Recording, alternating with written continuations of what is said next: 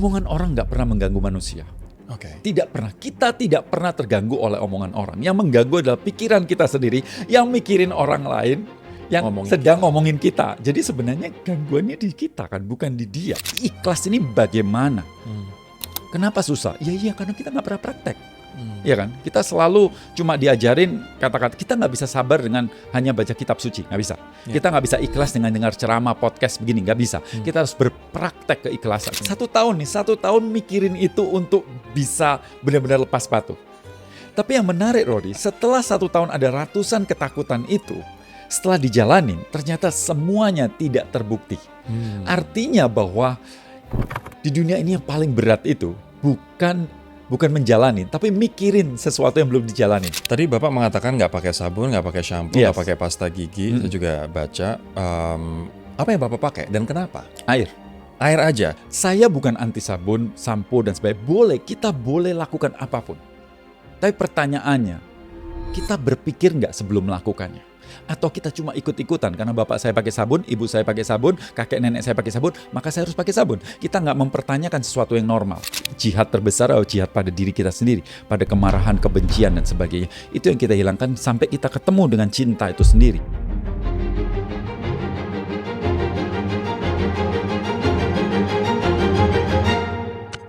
Ada satu cara gratis dan gampang banget buat support channel ini terus berkembang dan sharing hal-hal bermanfaat buat kita semua, yakni dengan subscribe. So please hit that subscribe button dan yuk kita tumbuh dan belajar bareng dengan Room for Improvement. Thank you. Episode kali ini spesial banget karena kita akan belajar soal hidup tenang, hidup ikhlas, hidup bahagia, dan juga grounded. Dan tidak ada orang yang lebih tepat untuk ngajarin kita, untuk ngasih kita masukan, insight daripada Pak Gobin Vashdev. Pak Gobin, apa kabar? Kabarnya bahagia. Pak Gobin ini adalah hard worker, inspirator, tapi kalau saya boleh menyebutnya juga merupakan wellness guru. Welcome to Room for Improvement, Pak Gobin. Terima kasih untuk ngundang saya. Senang sekali. Thank you, Rory. My pleasure. Dan satu hal yang pasti kalau teman-teman coba browsing atau Google atau cari di YouTube, yang namanya Pak Gobin, beliau selalu kemana-mana nyeker. Jadi saya pun senang banget, lega banget akhirnya karena narsum nyeker, saya juga harus nyeker. Tapi ini menjadi pertanyaan $1 million question Pak Gobin, dan saya yakin sudah dibahas di banyak podcast, tapi nanti saya pengen tahu lebih dalam. Why nyeker itu penting untuk Pak Gobin, dan ini sudah dilakukan selama 13 tahun. Why nyeker, Pak? Kenapa nyeker? Awalnya adalah karena saya ingin terinspirasi oleh gerakan-gerakan orang asing yang ada di Bali. Mereka mengumpulkan dana untuk anak-anak terlantar. Jadi mereka itu awalnya berkeliling 500 km, kemudian mereka fundraising untuk anak-anak terlantar, dan sebagai solidaritasnya mereka nyeker juga begitu. Awalnya saya cuma tahu sekilas aja, kemudian pas setelah 500 km mereka berkeliling itu, mereka bikin selebrasi kecil di situ, dan kemudian saya diundang, dan saya datang ke sana, saya main sulap, karena saya suka main sulap, dan kemudian kenal lah dengan mereka. Setelah beberapa bulan kemudian, saya ketemu dengan orang asing itu, namanya Robert. Dia bilang gini, "Hi Gobin, how are you? I'm good. Do you still remember me?" Aku bilang, ya, kita pernah ketemu, tapi saya nggak ingat siapa nama kamu. Sorry. I'm a soul man. Soul man itu kan yang acara itu, yang nyeker itu. Kemudian saya lihat ke bawah, loh kamu kok masih nyeker? Bukannya acara itu udah selesai gitu ya. Sampai kapan? Nah, jawaban sampai kapan inilah kemudian menonjok diri saya. Dia bilang sampai tidak ada satu anak pun di Indonesia yang terlantar. Wow. Saya bilang, loh tunggu dulu. Ini mungkin program seumur hidup. Ya mungkin aja dia bilang seperti itu. Terus saya berpikir, dia itu orang asing datang ke Indonesia mau mengumpulkan dana untuk anak terlantar. Sementara saya lahir di Indonesia, besar di Indonesia, makan makanan Indonesia dan menghirup udara Indonesia. Terus apa yang saya bisa lakukan untuk kehidupan ini begitu. So apa yang saya lakukan selama setahun saya mikir sampai akhirnya suatu saat saya bilang saya kepingin mendukung gerakan ini walaupun saya tidak dalam organisasinya, tapi apa yang saya bisa munculkan. Kemudian saya melepas sandal dan sepatu dan kemudian membawa slide Soulman itu kemana-mana dan kemudian berharap orang untuk terinspirasi untuk melakukan gerakan-gerakan sejenisnya. Apakah kalau kita suka dengan lingkungan ya lakukan untuk lingkungan, untuk hewan, untuk manusia atau apapun. Yang penting kita mesti tahu bahwa kita ini beruntung sekali hidup di dunia ini menjadi manusia dan punya begitu banyak hal. Lakukan sesuatu untuk kehidupan lebih baik. Awalnya dari charity berarti charity Betul, program. Tapi betul. kemudian berlanjut dan bahkan jauh lebih itu soal grounding, soal Bapak percaya lebih sehat. Yes, Tapi yes. efeknya gimana Pak setelah Bapak selama 13 tahun nyeker kemana-mana? Iya, yang pertama adalah saya harus berhadapan dengan pikiran saya sendiri ketika orang melihat saya nyeker dan sebagainya gitu ya. Pelajaran besarnya selain itu semua adalah bahwa selama setahun itu mikir bisa nggak ya, boleh nggak ya, nanti ke airport bagaimana, nanti kalau orang bilang bagaimana, keluarga bilang apa, penghasilan bisa tetap atau tidak. Ya, satu tahun mikirin itu untuk bisa benar-benar lepas sepatu. Tapi yang menarik, Rodi, setelah 1 tahun ada ratusan ketakutan itu, setelah dijalanin, ternyata semuanya tidak terbukti. Artinya bahwa di dunia ini yang paling berat itu bukan menjalani, tapi mikirin sesuatu yang belum dijalani. Kalau orang Jawa bilang kafir, kakean pikiran. Kita overthinking dulu, takut, betul. Tapi ketika dijalanin ternyata nggak ada. Kalaupun terjadi sesuatu pun itu sangat-sangat kecil dan lebih sengsara bayangannya daripada kejadiannya. Seperti itu. Kenapa aku kena beling, Pak? Iya, itu orang semua bilang gitu. Ternyata nggak begitu. Oh, oke. Iya. Tapi physically apa yang Bapak rasakan dengan nyeker Oke. ini, Pak? Nah, kemudian tahun 2011 itu ada sebuah penelitian yang cukup dapat award cukup tinggi, dikatakan grounding. Grounding ini dikatakan bahwa kita itu dapat banyak ion positif dari matahari, tapi kita nggak dapat elektron negatif dari bumi. Ketidakseimbangan magnetik di dalam tubuh kita itu menyebabkan masalah kesehatan. Ada yang mengatakan bahwa stroke itu terjadi di lantai 2 lebih banyak daripada lantai 1. Sehingga semakin tinggi kita tinggal, semakin nggak sehat. Apalagi lantai 26. Oh, itu ini studionya di lantai 26 ya. Nggak apa-apa kok, saya sering-sering ke bawah kok, Pak. Nah, tapi orang nggak harus nyeker seperti saya. 24 jam itu kan misi pribadi sendiri, misi sosial kan. Tapi paling tidak dalam hidup kita itu satu hari 30 menit aja hubungkan diri kita dengan batu, pasir, tanah, rumput. Keempat media ini mengeluarkan elektron negatif, di mana itu akan membuat tidur kita lebih nyenyak, mood lebih baik, kemudian kita juga mendapatkan kalau ada inflamasi itu lebih cepat sembuh gitu, imunitas meningkat, penelitian terakhir heart rate stabil, gula darah lebih stabil, bahkan tekanan darah juga lebih stabil. Ada sekitar 20 jurnal yang mendukung penelitian-penelitian tentang grounding ini sendiri. Wow. Yes, Bapak mengalami sendiri? Iya, saya mengalami bahwa ya moodnya lebih baik, lebih enak dan sebagainya seperti itu. Nah, cuma saya nggak pernah ngecek karena ya baik-baik aja begitu loh. But you're physically very fit, Pak. Ya kan? Oke. Ya, saya pikir banyak sekali manfaatnya. Oke, ada mungkin murid atau teman yang mengikuti pola hidup Bapak dengan nyeker di mana-mana? Atau at least dengan menjalankan sehari 30 menit itu dan ada perubahan? Iya, banyak sekali yang melakukannya. Teman-teman itu paling nggak 30 menit sehari mereka melakukan nyeker. Dan mereka testimoni kepada saya bahwa itu jauh lebih baik.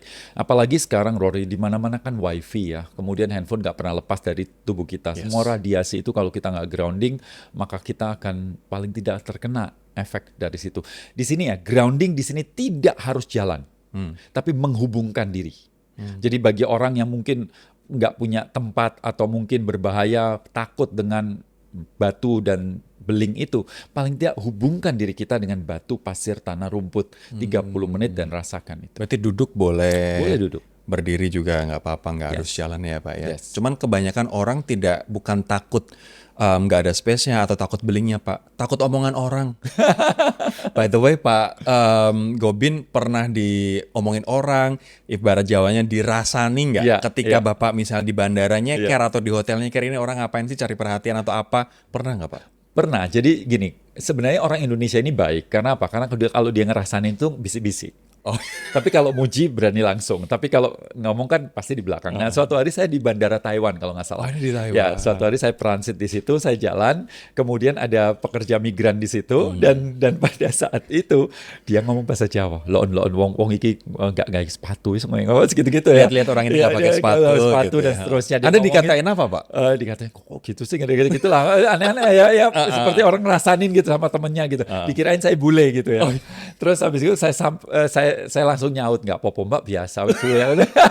Dia kaget, lo kok bisa ngomong Jawa? terus dia responnya gimana, Ya Pak? malu dia. Ngapunten, Pak, gitu. Itu kejadian real di Bandara Taiwan. Saya ingat sekali itu terjadi. Iya. wow. Jadi ya pada dasarnya begini, Rory. Di dalam kehidupan ini saya selalu percaya bahwa kita nggak pernah bermasalah dengan apapun dan siapapun di luar diri kita. Kita merasakan ketakutan kita, keserakan kita, kebencian kita, dan semua yang ada di dalam diri kita. Omongan orang nggak pernah mengganggu manusia. Oke. Tidak pernah. Kita tidak pernah terganggu oleh omongan orang. Yang mengganggu adalah pikiran kita sendiri, yang mikirin orang lain, yang ngomongin kita. Jadi sebenarnya gangguannya di kita kan, bukan di dia. Saat ini kita seperti ini. Mungkin ada ribuan orang ngomongin kita di belakang. Tapi kan baik-baik saja. Tapi kemudian pikiran kita yang mikirin dia ngomongin kita, itulah yang bermasalah. So harusnya kita bermasalah dengan diri kita sendiri, bukan sama orang lain. So itu kita perlu sadari. Ini kayak Mbak Rati Ibrahim, seorang psikolog klinis yang pernah saya wawancara juga, pernah bilang bahwa kita itu nggak bisa mengontrol apa yang orang lain sampaikan atau pikirkan soal kita. Yang bisa kita kontrol adalah diri kita sendiri. So, ada hal yang bisa kita kontrol, yakni diri kita sendiri, sementara di luar itu, let it be. Yes. Dan itu rahasia bahagia. Tapi gini, ini masih, karena saya penasaran banget. Oke, ada mbak-mbak pekerja migran Indonesia yang ngerasani Bapak, ngomongin Bapak di belakang. Tapi ketika dalam forum-forum resmi, misalnya di acara besar, di hotel, atau di convention center gitu, mata langsung akan tertuju kepada nih orang kok nggak pakai sepatu sih. Bapak gimana meregulate itu? Meregulate diri Anda? Oke. Yang pertama adalah ada 3 respon dalam kehidupan ini normalnya. Yang pertama adalah cuek. Dan ini yang paling rendah. Jadi kalau ada orang yang ngomong gitu terus emang gue pikirin. Dia mau mikir apa? Aku ini punya misi sosial, urusanku dong. Banyak orang bilang emang gue pikirin, ini adalah menurut saya adalah sebuah kesadaran yang paling rendah, cuek. Ini berbahaya banget sih sebenarnya. Yang kedua adalah kesadarannya fight or flight. Fight itu berarti apa lu? Lu tahu nggak? Gue ini melakukan ini untuk sosial. Tahu nggak? Kita kepingin meyakinkan orang bahwa saya ini melakukan ini ada kebenarannya, ada ininya. Ini kayak social justice warrior. Kemudian yang ketiga adalah menyadari bahwa saya sadar bahwa setiap orang itu diprogram bahwa orang itu harus pakai sepatu, orang itu harus pakai sandal, keluar itu kalau nggak pakai sepatu jorok apa ini itu. Dan kalau dia memikirkan gitu, saya menyadari. Jadi saya nggak kepingin fight, saya juga nggak cuek. Saya menyadarin pikiran-pikiran orang tersebut. Sehingga ya baik-baik aja. Orang itu tanya, ya saya jawab. Kalau nggak tanya, ya nggak apa-apa. I'm aware of that. That's all. Jadi ya nggak terganggu. Wow. Nggak terganggu. Padahal ini signifikan sekali untuk tidak memakai sepatu kemana-mana, tapi Bapak bisa meregulate pikiran itu. Dan Bapak memilih yang ketiga. Yes. Ya.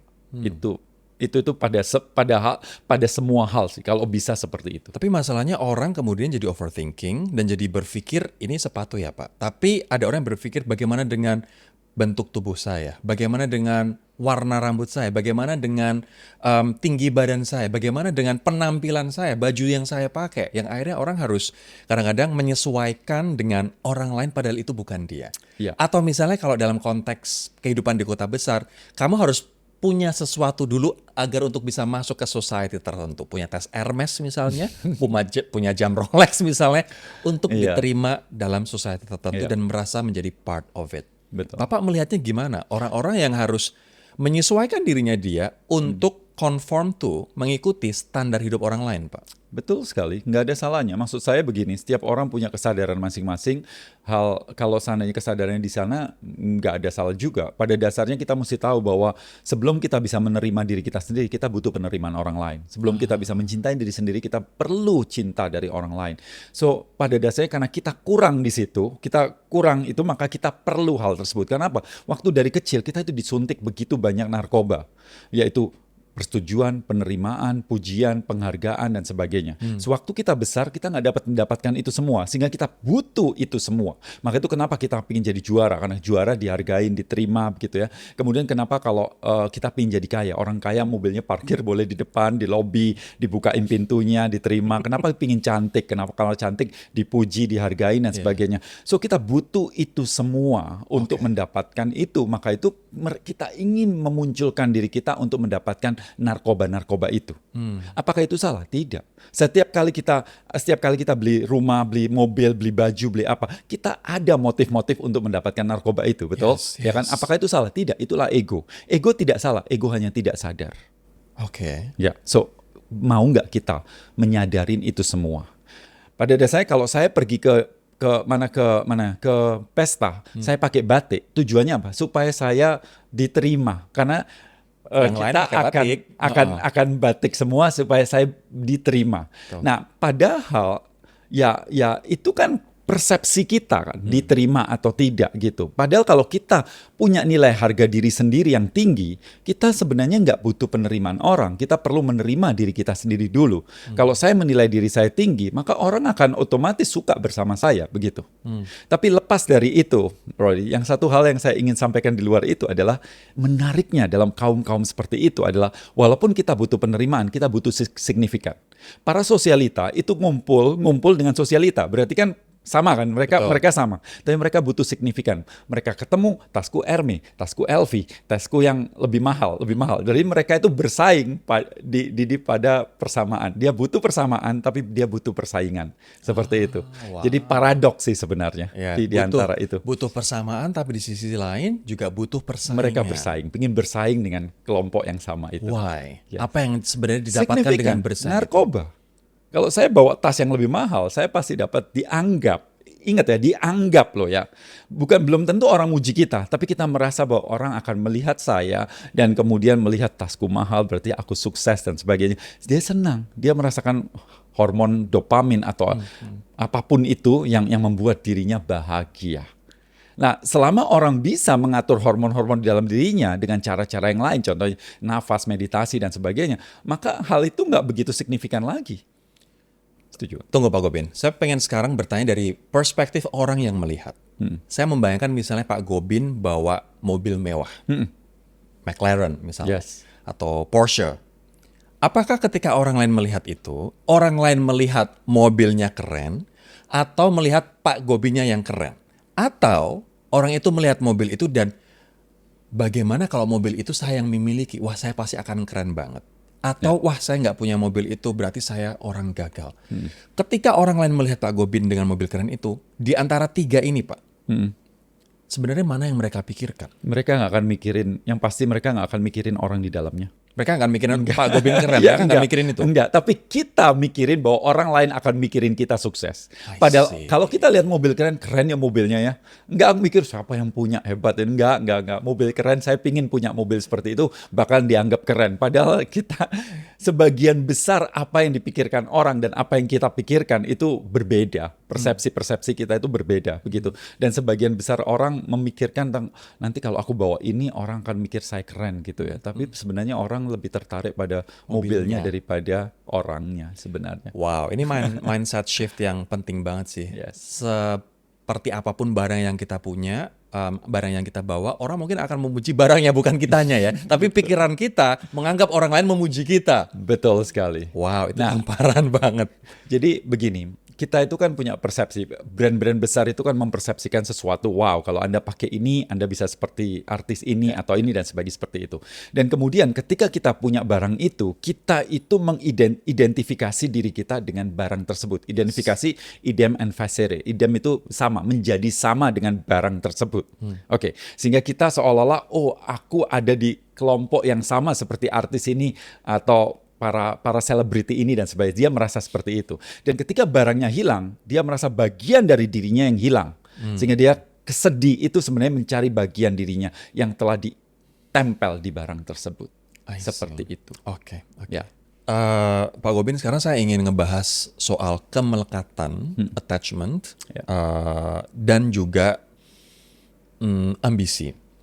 Banyak orang yang pengen menjadi yang terbaik atau paling kaya, paling terkenal, paling ganteng, paling cantik, paling sukses. Saya pengen tanya dulu, Pak Gobin sebagai wellness guru, sebagai guru banyak orang, nggak pengen Pak jadi wellness guru yang paling dikenal, paling populer, paling kaya, paling berpengaruh? Saya percaya bahwa di dunia ini nggak ada ruang hampa. Apapun yang kita lempar kembali ke kita. So fokus saya adalah bukan dapetin, tapi apa yang saya bisa berikan. Jadi dalam otak saya ketika saya bangun pagi, apa yang saya berikan? Apakah itu melalui konten, melalui edukasi, melalui apapun dan sebagainya. So fokusnya di sana dan saya percaya bahwa apapun yang kita lempar itu kembali ke kita. Jadi efek dari kemudian nanti saya jadi kaya, kemudian saya jadi terkenal atau apapun, itu karena efek-efek dari apa yang saya sudah berikan kepada kehidupan ini sehingga saya mendapatkan hal tersebut. Ya seperti itu. Jadi fokusnya bukan saya harus nanti jadi juara satu dari wellness, semuanya kalah, bagaimana caranya dan sebagainya. No, nggak fokus di sana. Tapi ngasih edukasi sebanyak mungkin. Itu sudah saya lakukan berpuluh-puluh tahun begitu tentang saya dulu belum ada media sosial. Saya keliling-keliling ke daerah konflik, daerah bencana, rumah sakit, panti asuhan dan sebagainya. Sebagian besar dari hidup saya adalah untuk masyarakat seperti Tapi itu. realistically speaking, Pak Gobin, kalau misalnya kita hanya memberi, lantas gimana kita bisa hidup? Gimana kita bisa misalnya hidup nyaman, hidup layak? Padahal itu juga keinginan semua orang kan Pak. Then how you balance antara memberi dengan Bapak juga menerima? Ya, oke. So, apa yang saya udah lakukan ini bukan cuma teori saja, tapi sejak tahun 2003 itu kan saya mulai ngajar ya. Dan pada saat saya 100% adalah sosial. Kemudian 2007, berarti 4 tahun kemudian, saya itu mengatakan saya ingin menjadi profesional. Artinya apa? Kalau ada orang tanya, berarti saya akan memberikan harga.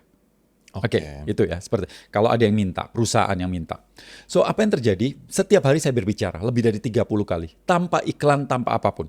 Nah, 20% atau 10, 15% sampai 20% itu perusahaan yang minta. So, 80% saya lari ke mana itu sosial itu dan sebagainya.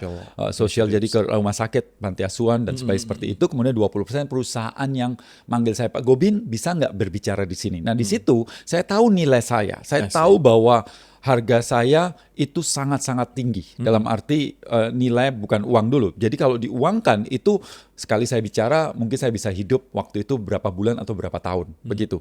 Jadi saya hanya perlu dalam 1 tahun beberapa kali ngisi saya bisa hidup seperti itu. Itu zaman tahun sampai 2007 sampai 2017 kurang lebih. Jadi 10 tahun saya hidup seperti itu dan baik-baik saja. Dan saya bisa keliling dunia dan sebagainya.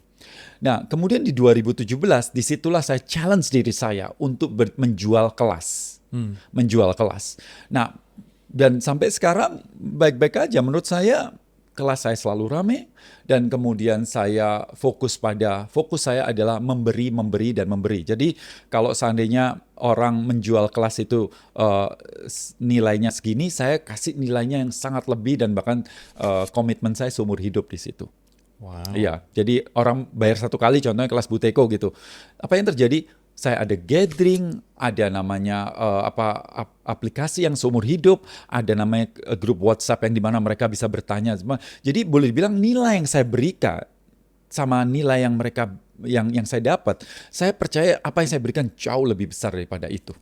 Nah, disitulah kemudian biasanya perusahaan-perusahaan mulai memanggil saya dan sebagainya. Dan sampai sekarang saya belum terima endorse apapun. Bapak nggak terima endorse? Belum. Why? Belum terima endorse, satu karena sebagian endorse nggak cocok dengan saya. Kalau saya dikasih endorse skincare lah, saya itu nggak pakai sabun, nggak pakai sampo, terus gimana? Ya kan? Kita bahas itu ya. Satu. Terus yang kedua adalah banyak produk-produk yang lain yang emang saya nggak pernah gunakan. Jadi seolah-olah saya berbohong dong. Inilah bagus lah, tapi sebenarnya ini belum pernah saya gunakan. Gimana saya bisa mengendorse? Nah, kalau saya selalu bilang, kalau produk itu saya gunakan dan saya suka nilai-nilai yang ada di perusahaan tersebut, orangnya dan sebagainya, dengan senang hati saya akan bilang, saya pakai ini dan silakan, Anda nggak perlu bayar, begitu. Tapi sampai sekarang hati saya untuk terima uang karena endorse itu belum 1 rupiah pun. Tadi Bapak mengatakan nggak pakai sabun, nggak pakai shampoo, nggak pakai pasta gigi. Saya juga baca. Apa yang Bapak pakai dan kenapa? Air. Air aja? Yes. Sikat gigi pakai air, shampoo air? Sampo dan sabun itu air. Kalau waktu sikat gigi saya pakai garam. Atau saya kumur-kumur sama oil pulling namanya, pakai minyak wijen atau minyak kelapa. Itu saya kumur-kumur, kemudian saya buang, kemudian saya sikat pakai garam. Udah, atau air saja cukup. Kenapa dengan 3 produk itu? Pertanyaannya bukan kenapa harus pakai. Sementara di seluruh alam semesta ini nggak ada yang pakai. Maksud saya begini, saya bukan anti sabun, sampo dan sebagainya. Kita boleh lakukan apapun. Tapi pertanyaannya, kita berpikir nggak sebelum melakukannya? Atau kita cuma ikut-ikutan karena bapak saya pakai sabun, ibu saya pakai sabun, kakek nenek saya pakai sabun, maka saya harus pakai sabun. Kita nggak mempertanyakan sesuatu yang normal. Boleh aja kalau kita udah dapat sesuatu yang benar-benar kita tahu, kita pertanyakan, kita kritis, ya lakukan, nggak apa-apa. Tapi kan sebagian besar kan nggak melakukan itu kan. Ngikut aja. Ngikut arus saja gitu. Nah, penting banget. Saya bukan anti sabun, tapi saya berpikir, saya ini nggak pakai dan baik-baik saja. Dan orang bilang keringat bau. Enggak, keringat pada dasarnya nggak ada di dunia ini keringat bau. Seperti itu. Tapi kan kita nggak pernah berpikir sampai di situ, nggak mempertanyakan sesuatu yang benar-benar normal dalam kehidupan sehari-hari. Kalau seandainya kita nih ganti baju setiap hari, loh kalau bajunya itu tidak bau, bajunya masih bersih seharian kita di ruangan ini, lalu ngapain mesti ganti lagi? Kan bisa dipakai lagi. Contohnya seperti itulah. Dan banyak hal di dunia ini yang perlu sebenarnya kita pertanyakan sampai kita tahu fondasinya itu baru kemudian kita melangkah itu karena ada fondasi berpikir. Belum tentu saya benar. Ketika saya mendapatkan pelajaran baru mungkin saya akan berganti. Itu improvement. Itu nggak apa-apa, it's okay. Tapi sampai sekarang saya nggak pakai sabun loh. Sabun baik-baik aja, saya oke dengan ini semua dan nggak kelihatan jorok-jorok juga kan, nggak bau juga dan sebagainya. Jadi saya pikir ngapain saya harus beli sesuatu yang nggak diperlukan. Dan di sisi lain sabun itu kan ya sedikit banyak akan mempengaruhi lingkungan. Yang kedua adalah mempengaruhi bakteri di dalam kulit kita dan kemudian menggerus minyak yang harusnya melindungi kulit kita. Ya, dan ada banyak sekali hal-hal yang menurut saya lebih baik nggak pakai daripada pakai. Ya saya putuskan untuk tidak pakai. Sudah berapa tahun berarti Pak? 18, 19 tahun. Dan Bapak baik-baik saja? Kelihatannya. Ya, seperti yang saya tadi bilang, you look so fit, you look so youthful. Wow. Tanpa sabun, tanpa shampoo, tanpa pasta gigi. Alright, sekarang saya pengen balik lagi ke Bapak yang memberi. Memberi. Termasuk buku yang judulnya adalah Happiness Inside ini. Dan Bapak di sini, saya sempat ketawa ngakak dan nggak percaya bahwa ada orang seperti Pak Gobin. Orang biasanya berlomba-lomba untuk mensecure copyright mereka, intellectual property mereka, makanya orang buru-buru daftarin IP, gitu kan. Dan mereka juga akan menuntut tuh yang kemarin artis-artis penyanyi-penyanyi ramai banget, ya kan. Kita nggak bisa nyanyiin lagu atau muterin musik mereka sembarangan. Termasuk buku. Penulis akan marah banget kalau kita misalnya mencuri hak kekayaan intelektual tanpa atribusi, tanpa kredit yang proper gitu. Sementara Bapak membebaskan orang untuk ngopi ini, untuk ngopi dan ngejual lagi, sharing, bahkan tanpa mencantumkan nama Pak Gobin di sana. Bahkan orang juga mengeksploitasi ngopi buku ini, jual, diganti judulnya tanpa ada nama Pak Gobin di sini, seolah-olah dia yang menulis dan dijual di marketplace ataupun secara online. Kok nggak marah? Kok nggak protes? Kenapa Pak? This is your intisari of thought gitu loh. Ya. Konsep kepemilikan itu baru aja ada di dunia ini. Selama ratusan ribu tahun manusia nggak punya konsep kepemilikan. Seperti yang binatang atau hewan yang lain dan sebagainya. Konsep itu baru ada beberapa ratus atau beberapa ribu tahun terakhir ini. Kalau kita mau melihat suku-suku yang ada di dunia ini, yang di pedalaman dan sebagainya, mereka contohnya menanam rame-rame gitu ya. Atau sendiri mereka menanam sana sini. Begitu mereka panen itu dibagi semua rata. Mereka memasang jebakan untuk binatang berburu gitu ya. Kalau satu dapat, semua dibagi rata. Itu di suku-suku yang ada sampai sekarang juga ada di yang lain. Dan ketika orang-orang Indian di Amerika sana, ketika orang Eropa itu datang ke sana, mereka kemudian datang dan kemudian mereka meminta kepala suku itu menandatanganin atau cap jempol whatever itu, dan kemudian dia bilang, sekarang ini tanah milikku. Dia bingung, loh kok tanah kok dimilikin? Ini loh ada begitu banyak tanah, kamu bisa tinggal di sana tinggal pilih aja begitu. Kenapa kok bisa dimilikin? Jadi di dalam otaknya kepemilikan itu nggak masuk akal begitu loh. Nah, kita mengembangkan nilai ini dan akhirnya kita berpikir bahwa ini milikku itu dan sebagainya. So ini nggak salah, ini bukan salah atau benar, tapi itu adalah nilai yang ditanamkan dalam kehidupan ini. Oke. Terus kemudian kalau saya punya dan kemudian saya mau bagikan ke semua orang, itu kan ya nggak ada masalah gitu. Maksud saya begini, saya itu ngajarin happiness. Dan di buku itu konsep adalah memberi, ikhlas, pasrah. Tapi coba bayangkan kalau kita membeli buku yang mengajarkan kita ikhlas, pasrah dan sebagainya. Dan halaman pertama, bagi siapa yang akan mendapat hukuman. Ini nggak masuk akal menurut saya. Masuk akal nggak sih ya? Karena Anda diajarin di buku itu tentang bagaimana ikhlas. Tapi kemudian kalau kamu melakukan ini, aku nggak ikhlas. Kan But that's how business is, Pak. Ya nggak sih, Pak? kan aneh kan? Iya sih. Jadi saya pikir ini kok nggak masuk akal ya. Ya udah, Oke. kalau begitu itu yang pertama. Yang itu hal pertama. Yang kedua adalah di dunia ini kita tahu bahwa kita ingin sukses, ya kan? Sukses itu berarti menggapai, meraih apa yang kita inginkan. Tapi kita nggak harus berhenti, nggak boleh berhenti di situ. Kita juga ingin satu hal yang lain, yaitu adalah bahagia. Dan bahagia itu kan melepas, ikhlas, pasrah, berserah. Nah, ketika orang bertanya pada saya, Pak, ini Pak yang susah, melepas itu Pak, ikhlas itu bagaimana susah? Saya bilang, kenapa kok susah? Saya selalu ngasih sebuah analogi nih, begini ya, Rory. Contoh benda ini, saya mau tanya, ini saya lepaskan, kemudian saya ambil, saya lepaskan lagi, kemudian saya ambil. Lebih gampang mana? Melepas atau mengambil? Melepas. Melepas lebih gampang. Tapi kenapa kok melepas itu susah? Karena kita nggak pernah praktek. Dari kecil kita diajarin bagaimana mencapai, menggapai, meraih. Nah, kamu harus juara 1, kamu harus nilainya bagus, masuk 10 besar. So, kita dipaksa untuk bagaimana mencapai, menggapai, meraih. Kalau seandainya seseorang menantang, oke, tahun depan YouTube ini naik 10% gitu target audiensnya atau subscribernya. Kita tahu step-stepnya. Oh, kita mesti pakai ini, pakai ini, pakai ini. Kita tahu stepnya. Tapi ketika hari ini saham jatuh contohnya, atau Bitcoin kita hancur, atau investasi kita lenyap dan sebagainya. Dan pertanyaannya, kekacauan itu mau diapain? Perasaan yang kacau itu gimana? Paling kita curhat dan teman kita bilang, ya sudah ikhlasin aja. Iya, semua orang tahu ikhlas. Tapi pertanyaan bagaimana caranya ikhlas? Nah, kemudian saya bertanya, bagaimana caranya supaya ikhlas dalam hidup kita? Kita itu di Indonesia itu suka dengan kata-kata spiritual, ikhlas, berserah, pasrah, guru, pendeta, orang tua, pejabat selalu berbicara tentang itu. Ya. Tapi coba sekali-sekali datang ke orang tersebut, tanya, saya mau ikhlas, bagaimana realnya, step by stepnya bagaimana? Seperti saya step by step untuk apa itu namanya, untuk mendapatkan uang itu kan saya tahu step-stepnya, meningkatkan omset saya tahu step-stepnya, tapi ikhlas ini bagaimana? Kenapa susah? Iya, karena kita nggak pernah praktek. Iya kan? Kita selalu cuma diajarin kata-kata. Kita nggak bisa sabar dengan hanya baca kitab suci, nggak bisa. Kita nggak bisa ikhlas dengan dengar ceramah, podcast begini, nggak bisa. Kita harus berpraktek keikhlasan. So, ini adalah praktek keikhlasan saya. I see. Ketika saya melihat buku saya dibaca, perasaan saya kacau kan. Lah bagaimana saya berhadapan dengan perasaan tersebut? Ketika saya punya Wisdom Shop itu sebuah toko online yang jual produk-produk yang natural begitu. So, setiap orang boleh belanja dan setelah barang dikirim baru dikasih nomor rekeningnya. Jadi sebenarnya orang itu bayar atau nggak tahu.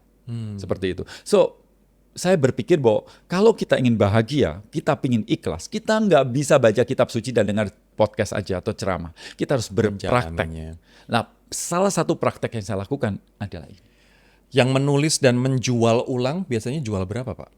Saya nggak tahu, tapi saya agak kesel karena keselnya ini masalah gini, mereka bajak soft copy-nya dijual Rp1.000.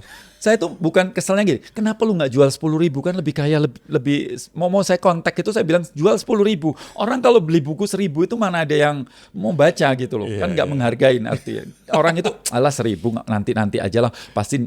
Nah, gitu. Jadi saya pikir, saya kepingin DM mereka jual 10.000 ya, 100.000 kayak lebih untung kamu daripada Lebih kaya mereka. lebih kaya, iya. Dan Bapak juga di sini menuliskan instead of copyright, Bapak menulis Copyleft. copyleft. Iya. Apa maknanya? Yaitu copyleft itu kebalikan dari copyright. Ya copyright harus nggak boleh di-copy ya. Kalau ini boleh di-copy. Wow. Ya, jadi mau diganti nama saya boleh, mau di-copy boleh, dan anytime. Tapi nanti acknowledgement-nya bukan untuk Pak Gobin dong, untuk Nggak penulis lain nggak yang masalah. membajak ini dong. Yang penting adalah pesannya nyampe, bukan orang yang nulis menurut saya. Kalau orang itu baca itu dan berimpact, menurut saya itu udah sesuatu. Ya, saya percaya alam semesta nggak ada ruang hampa itu sendiri. Dan setiap buku yang saya tercetak, saya menanam sebuah pohon untuk mengembalikan kebaikan alam. Ya, Karena Bapak ibaratnya kayak beli buku berarti kita menebang pohon, Bapak Betul. kembalikan. betul. Oh wow. Bapak nggak pengen jadi penulis terkenal, Pak Gobin? Nggak. Ini passive income loh, Pak. No, maksud saya begini, saya itu nggak kepikiran menulis. Dulu itu tulisan karena dipaksa. Karena dipaksa. Jadi saya itu suatu hari saya datang ke Jogja, waktu itu gempa Jogja tahun itu, dan kemudian ada seorang saya sudah tulis di situ, ada seorang wartawan datang dan wartawan itu nanya ke saya bilang ada keindahan dalam bencana ini. Oh, apa itu? Kemudian dia wawancarain, setelah 5 menit dimatikan. Bin, tolong kamu tulis itu. Minggu depan saya akan menerbitkan sebuah majalah dan saya kepingin tulisan itu masuk. Saya bilang saya nggak bisa nulis. No, kamu harus nulis. 1 minggu. Wah, setengah mati. Saya nggak bisa nulis, saya dipaksa untuk nulis. Saya pikir sekali aja. Kemudian dia telepon lagi, tulisan kamu bagus, Bin. Keren banget, bagus. Saya suka sekali. Akhir-akhir ini ada bunuh diri. Kemudian saya cerita, kamu tahu nggak bunuh diri itu menular, bla bla bla bla. Oh, bagus banget. Tulis dong. Gitu terus dipaksa terus seperti itu. Nah, akhirnya ngumpullah beberapa tulisan sampai 20-30 tulisan. Nah, disitulah kemudian saya dipanggil Delta FM talk show dengan Ida Harimurti. Nah, ada seorang penerbit yang mendengar omongan saya itu, apa cerita saya, dan kemudian setelah saya siaran itu ditelepon, Pak, kami dari penerbit ini, Pak. Saya kepingin apa yang Bapak tuliskan. Saya bilang saya sudah punya tulisan-tulisan itu. Ya udah kalau gitu kasih ke saya, kami terbitkan. Saya pertamanya agak-agak nggak mau. Akhirnya dia bilang, Pak, kalau Bapak nggak mau, sekarang juga saya terbitkan. Ya udahlah, terbitin aja, saya bilang. Jadi bukan saya yang pingin gitu. Jadi dipaksa oleh keadaan untuk begitu. Dan sampai sekarang juga saya nggak pernah jualan dalam arti jualan ke perusahaan-perusahaan, ke podcast atau apa untuk saya diwawancarain dan sebagainya. Semua mengalir secara organik sih. Artinya sekali lagi pertanyaan saya, Bapak nggak pengen jadi penulis terkenal? Nggak kepikiran. Nah, karena apa arti attachment atau kemelekatan bagi seseorang yang tadi Bapak sudah menjelaskan kita selalu pengen meraih, mencapai, berpunya, dapat gitu. Tapi apa sih sebenarnya makna itu, Pak? Ya kebalikan dari ikhlas itu sendiri, bahwa kemelekatan adalah satu, kita memberikan nilai diri kita pada melekat pada satu hal dalam hidup kita, identifikasi itu. So apakah salah? Ya nggak salah, cuma nggak sadar aja. Dan saya pun penuh dengan kemelekatan itu sendiri. Kalau dalam bahasa yang lain adalah cinta itu sendiri. Sebenarnya cinta itu adalah kemelekatan itu sendiri, kemelekatan pada sesuatu yang tidak abadi itu sendiri. Ya, apakah cinta pada siapapun itu, termasuk anak kita, pasangan kita, dan sebagainya seperti itu. Dan itu adalah kemelekatan. Jadi sebenarnya ya cinta yang selama ini kita pikir cinta adalah berkebalikan dengan cinta yang sebenarnya, cinta itu sendiri. Maksudnya gimana, Pak? Maksudnya begini. Ini cukup berat sih. Tapi saya mau mengatakan begini, bahwa kita semua gini. Oke.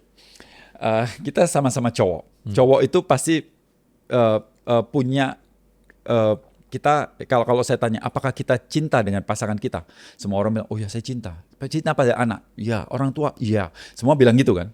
Tapi sebenarnya enggak, kita nggak pernah mencintai mereka.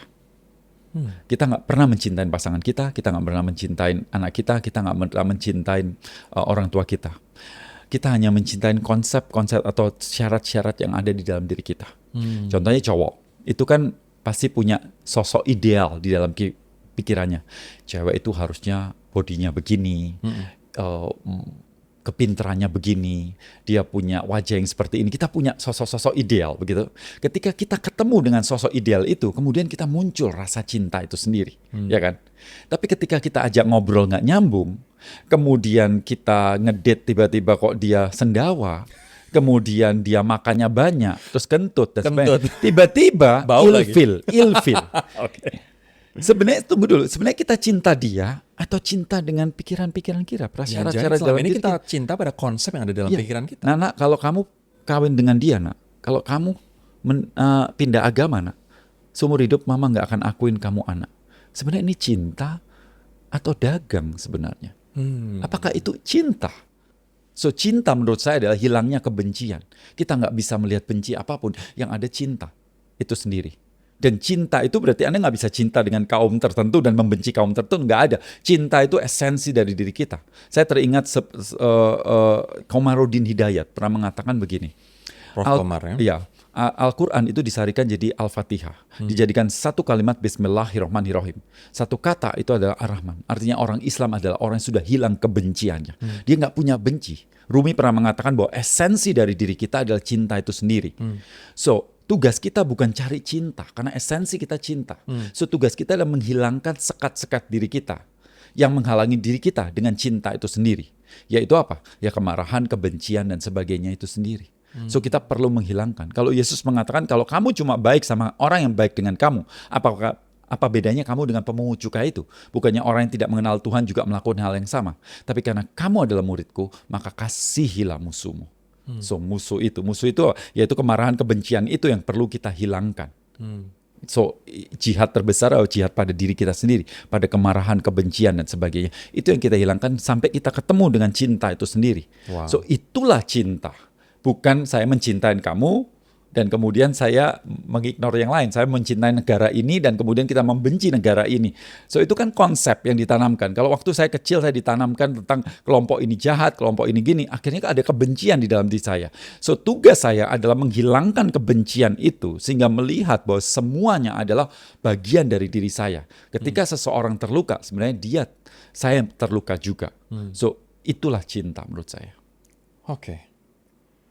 Kita sering, Pak Gobin, memberikan rasa hormat yang berlebihan kepada orang lain, kepada pejabat, kepada orang kaya, kepada tokoh publik. Tapi di sisi lain, ada orang-orang yang misalnya kayak sebagian anggota DPR, yang ketika rapat buat rakyat aja, pengennya dipanggil yang terhormat. Dan kalau nggak dipanggil yang terhormat, marah-marah dia. Pelayan rakyat, tapi pengennya dipanggil yang terhormat. Okay. Tapi di sisi lain kita nunduk-nunduk banget, kita sopan santun gitu kan di depan pejabat, di depan orang yang kaya, di depan mungkin tokoh publik gitu. Bagaimana Anda melihat dua flip coin ini? Yang satu kita cenderung ngasih hormat yang lebay, di sisi lain orang gila hormat, Pak. Nggak paham posisinya bahwa dia pelayan rakyat. Ya, bagi saya sih, saya nggak bisa mengomentarin apapun tentang orang lain karena pada dasarnya setiap orang egois, setiap orang pasti memikirkan dirinya sendiri. Ketika dia ada di posisi tersebut, pasti ya kepentingannya ada. Semua orang itu kan mikirin kepentingan dirinya sendiri kan. Jadi kalau seandainya saya mungkin ada kepentingan tertentu, ya mungkin saya akan bersikap lain. Tapi kalau saya kepentingan yang lain, akan bersikap lain. Seperti itulah yang kehidupan ini sendiri. Sehingga mengomentarin bahwa dia salah, dia benar, itu adalah dilema sekali bagi saya juga sih. Ya, bagi saya sih, menurut saya ya kesadarannya di mana. Kalau di depan saya ada uang 1 triliun begitu, apakah saya ambil, apakah saya akan kembalikan ke negara? Contohnya begitu. Saya nggak bisa ngomong sekarang karena kesadaran saat itu apa yang terjadi pada saat itu, ya kan? Kalau ada seseorang kemudian semalam orang tuanya meninggal. Orang tuanya sakit, anaknya sakit, dan kemudian dia berdoa kepada Tuhan untuk mendapatkan rezeki atau sesuatu untuk ini, dan kemudian tiba-tiba di depannya ada uang jatuh atau uang punya orang gitu, mungkin aja dia bilang, ya Tuhan terima kasih kamu memberikan saya. So pada saat itu gimana? Pada saat itu apa kesadaran saat itu? Jadi sekarang saya nggak bisa komentarin juga gitu, apakah saya akan melakukan seperti apa, dan nggak bisa. Tapi menurut Bapak, rule of thumb-nya, rasa hormat itu harusnya ditujukan ke siapa, Pak? Rasa hormat adalah pada setiap orang sih harusnya. Tapi menghormatin seseorang itu bukan menunduk-nunduk, mengatakan kamu yang mulia, kamu yang ini dan sebagainya. Menurut saya sih semua orang harus kita hormatin. Setiap orang. Nggak harus dia punya jabatan tertentu dan sebagainya. Kita bisa melihat, karena pada dasarnya kalau kita percaya bahwa kita ini satu saudara, ya lagi-lagi, kalau kita menghormati diri kita sendiri, kita akan menghormati orang lain. Kalau orang bilang Pak Gobin orang aneh, Anda responnya gimana? Ya nggak apa-apa, semua orang pada dasarnya awalnya aneh. Enggak, menurut saya emosi adalah sesuatu yang penting untuk dipelajarin semua orang. Kita belajar fisika, kimia, matematika, integral, turunan, kotangan, sinus, dan sebagainya ribuan jam dan kita lupakan. Sementara emosi yang dari lahir sampai akhir hidup kita bawa, kita nggak pernah belajar.